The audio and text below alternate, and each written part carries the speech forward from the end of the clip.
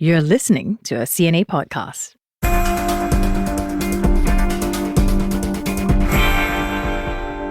Hi guys, I'm Teresa Tang. There are trains, then there are trains.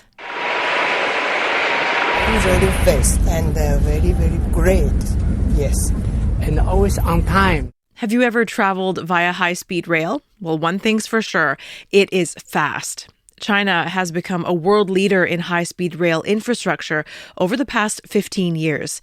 Its network spans an incredible 48,000 kilometers. But its dreams have outpaced reality, with several stations shuttered shortly after they opened. Japan, meanwhile, has been a pioneer in rail technology for decades. Its bullet trains changed how we think about speed and distance, and now they're breaking new ground. Now picture this, a train that doesn't even touch the tracks. This episode is all about railways and the tech that we travel on, and what we can expect to see from these two powerhouses in the years to come. CNA's Tan Si-hui joins me from Beijing, and senior correspondent Michiyo Ishida is in Tokyo. Hello to you both. Hi. Si-hui, I want to start with you. You know, when China sets its mind to do something, there is almost nothing that can stand in its way. And I know you've seen firsthand its incredible network, its trains, its stations. What was your first impression? You know, whenever I'm in China, I'm always awestruck by the innovation and the sheer scale of things there. I mean, even for myself, I'm in China, but I'm always amazed by the things that come out of here.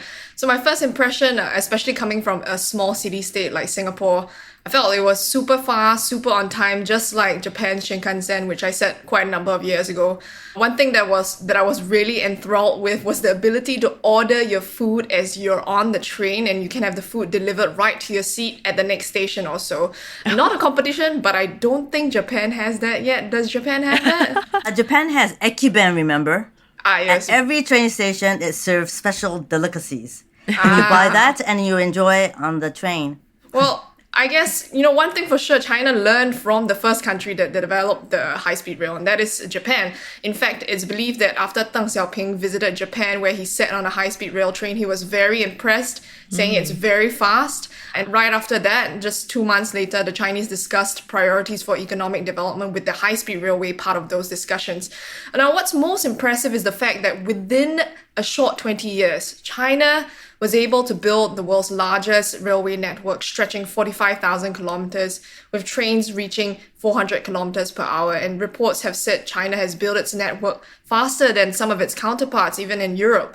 And it's not stopping there. It's going to continue to build railway tracks. And by 2035, any Chinese city with a population more than 500,000 will be connected to a high-speed rail network. And that's nearly double the high-speed rail network that you see right now. Wow. And it's trying to become even faster. And who knows, it could even be faster than airplanes in the future. So this really stems from, the thought of leadership. Chinese President Xi Jinping once called the high-speed rail a success of independent innovation and called for greater development to pave the way for Chinese-style modernization. An incredible vision. And Si-hui, you soon discovered that for some local governments, China's high-speed rail dreams, they're not exactly reality. You traveled to Zhengzhou in Henan province. I want you to talk about that. It's a place where you found abandoned or ghost stations. Why build them and then have them just sit empty? Yeah, that's a question that I had in my mind when we were planning this trip. We found out that from local media reports, there were 26 of these so-called ghost stations. We chose Zhengzhou because it's central of China, and it had one of the highest number of abandoned train stations in the country, with 4 of them. And it's also known as a key transportation hub. So we decided to go to 3 of them in July last year. That's nearly been a year. Most of them operated for only about a year before being shut, and that was in 2017. And when we actually went there, it's completely unbelievable. It's almost like a set of a film. You were stuck in time, infrastructure still intact. You see some cobwebs outside the station. You see escalator right in there, but it's not moving. So back to your question, why build the train stations and have them sit empty? Well, we got our answer just by looking around the area. When we looked around the area, there weren't many houses or buildings nearby. So that means that there isn't high footfall. One analyst we spoke with says it really well. It's a chicken and egg issue. Should you have a chicken first or the egg? And in this case, the chicken hasn't laid enough eggs at the moment. So what the farmer decided to do is make the chicken house and hope that the chicken grows and somehow lays enough eggs. So in other words, it's investment by the Chinese government far ahead of the basic calculation of the return on investment. There are hopes that there will be more buildings in the future. And secondly, you have to go back in time for this, which another analyst, Dan Wang, she's the China director of Eurasia Group, she explained this. For the high-speed railway, it was a poster child for China's infrastructure and the so-called Chinese miracle. It was quite helpful to improve the local economy and improve the welfare of the average person in China. But during the hype of the infrastructure spending, almost every single county was planning to get connected in this high-speed railway network, which was clearly way above what the market can sustain. So as a result, now we're looking at a lot of the wasted investment. Michiyo, Japan, it's so well known for its high-speed rail, its Shinkansen train system, and the one that links Tokyo and Osaka is the busiest in Japan. It's the oldest high-speed rail line in the world. First off, how important are these bullet trains in Japanese life? Okay, well, Teresa, allow me to give you a bit of history. The Shinkansen went into operation in October 1964 between Tokyo and Osaka to make it in time for the first Tokyo Olympic Games. Remember, we had another Olympic Games recently. It was the first in the world to run at a speed of 200 kilometers per hour.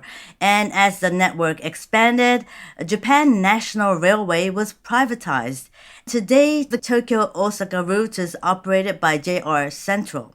Now, this route is the most profitable, stopping at Yokohama, Japan's second most populated city, Nagoya, which is near where Toyota Motors, the world's largest car maker, is based, and Kyoto, Japan's Asian capital, flooded with tourists. Now, the bullet trains competitions are airline companies with many flights offered between Tokyo and Osaka.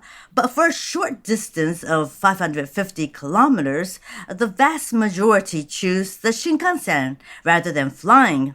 Flying is actually an hour quicker. But unlike the airport, you don't have to go through security. You don't have to book in advance as there's the unreserved section on the Shinkansen. But you might have to stand if you can't find a seat. From Tokyo, you can hop on from Tokyo Station or Shinagawa Station. Both are in Tokyo. The fastest Nozomi Express runs every 10 minutes, and it's punctual. In 2023, the average delay was 1 minute 30 seconds, and it can carry over 1,300 passengers at one time. During its 60-year history, there's been no casualties from bullet train accidents. And, at these train stations, you can transit to other train lines, so it's also convenient. And one more thing, Suihi was mentioning about hot lunches served on their bullet trains. But in Japan, there are women with trolleys coming and serving food. They're not hot, though. But there are ekiben or lunch boxes served. You pull the string and it heats up. How's that? Oh, wow. Very cool. It sounds so convenient and a very clean safety record. What's not to like? Sometimes when I ride the MRT railway system here in Singapore, I have to say, I think about the kilometers that these trains clock every day, day in, day out, the number of passengers they carry, the overall wear and tear of these machines. And Michiyo, obviously, that's something Japanese officials think about too in the context of the Shinkansen, because maintenance, right? It's a huge part of keeping this 60-year-old system running. That's correct. Maintenance is the key to its safety. And I actually witnessed the careful, detailed inspection conducted by JR Central workers at one of their depots in Tokyo. They check signals, electricity circuits, cars, doors, brakes, and the body of the train every 2 days. And transport authorities perform a similar inspection every 45 days. Every 20 months, parts such as wheels and brakes are actually taken apart for a detailed examination. All components are inspected thoroughly about once in 40 months, or after the Shinkansen has traveled 1.6 million kilometers. There are inspections by humans and by machines at different facilities. And JR Central has been integrating various technologies to operate Shinkansen safely. Take a listen to Mr. Tomoyuki Minami. He's the General Manager of Technology Planning Department of JR Central. So we are looking at cutting-edge technologies such as AI or robotics that are emerging every day now. So we are working to incorporate them into our Tokaido Shinkansen system for efficiency. For example, we are developing an automatic train operation system or automated inspection system. Sihui, one thing I love as a journalist is when you get feedback from people who have seen or heard your reports, and your report did exactly that. I was online. I saw your story received about 350,000 views online, and I know a viewer reached out to you and said, wait a second, a lot of these stations are actually reopening, and then you decided to go back to Zhengzhou. What did you find? Yeah, indeed. So shortly after I talked about the story on LinkedIn, that viewer reached out and said, hey, you know what? Those stations you visited are reopening. And this is just shortly after the story aired, about 1 or 2 months after. And so I spoke to my editors and they said, of course, you have to go back so that you can complete this story. What I saw when I went there was quite amazing because I stepped off the train into that train station, which I had previously been to. I had seen that it was closed previously and now everything was open. So it was quite unbelievable. So everything that stood still in time was working again. It wasn't empty at all. There were staff like train conductors. I spoke to one of them at Nanchao station and she said that the station has brought a lot of advantages to residents, like making it more convenient for them to go to the airport in Zhengzhou. But for at least that station, there weren't as many passengers as I had expected. When I left the train, I was almost one of the only passengers, along with my cameraman, to have stepped off the train and into that station. We went to another train station called Jialuhe, which had more residential units surrounding the station. That one had more passengers. So clearly, the one with more houses, more property around it, more life, it had even a road beside it that you could see that train station was a lot more busy. So then we're back to the question, why did the authorities reopen the station then if certain train stations were not fully utilized? I spoke to an analyst, David Feng. He's a senior research fellow at the Communication University of China, and this was what he had to say. Costs are still an issue, but I think now there's a case of there's support from a variety of factors. I think local authorities are willing to pitch in and just simply reopen these stations. And also, I think as cities develop, you're going to get more and more people, pretty much building houses next to pretty much intercity railway stations. And then it all really kind of adds up. In the parts where the local authorities are either well off or they put the effort, then they will pretty much open the stations and or reopen them. In places which are less developed, there's probably going to be less impetus for this to happen.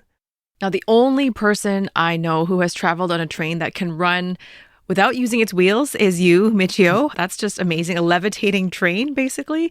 Japan is leading the way in rail transport, and they have such a bold vision for the future. You have to tell me what that ride was like, and then tell me how Japan is pioneering the next generation of trains. Well, I was actually quite excited when JR Central contacted me, said, hey, you want to try getting on the maglev? And it actually didn't feel much different from the conventional Shinkansen. It's, as you said, magnetically levitated. There are no wheels. And officially, it's called the superconducting maglev, or Chuo Shinkansen in Japanese.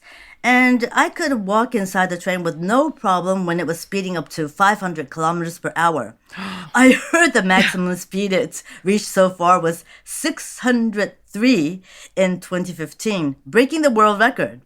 And when this goes into operation, the current 2.5 hours between Tokyo and Osaka will be cut down to about just above an hour. And the first phase of its launch is expected to begin between Tokyo and Nagoya, or 366 kilometers. This was targeted for 2027, but Shizuoka Prefecture one of the prefectures in Japan opposed construction work, complaining of impact on water resources, and that stalled construction work. And also, digging and drilling through tunnels has been faced with complications. Japan is 80% mountainous, so you have to make tunnels in order to make these tracks go through.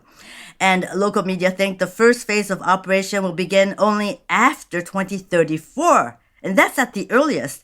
But the cars appear ready. From 2015, testing with passengers on board began, and the hardware is under constant improvement for speed and to cut down on manufacturing costs, just like the Shinkansen is constantly reviewed. So we have to wait and see if this is going to really happen and go into operation around 2034. Well, I have to say, China is also piloting this train, so this technology. So let's see who will win the race. But China actually has Shanghai route, right, in operation. Yeah, that's right. Yeah, a very short route. Is that a levitating train? No. Piloting, I think, at the moment. Oh, okay. Well, very clearly exciting things happening in both Japan and China. And it's going to be interesting to see how these high-speed rail plans impact the economies of both countries. Thank you, ladies. Thank you. Thank you. Catch Suhui's and Michiyo's TV reports on YouTube and also on CNA.Asia. And a reminder, as always, that the TV episode of CNA Correspondent airs every Wednesday. That's tonight. Catch it at 9:30 p.m. Singapore, Hong Kong time. Thank you very much for your company. I'm Teresa Tang. The team behind this episode is Saya Win, Clara Ong, Tiffany Ung, Junaini Johari, Pei Ning Ho, and Craig Dale. Bye for now.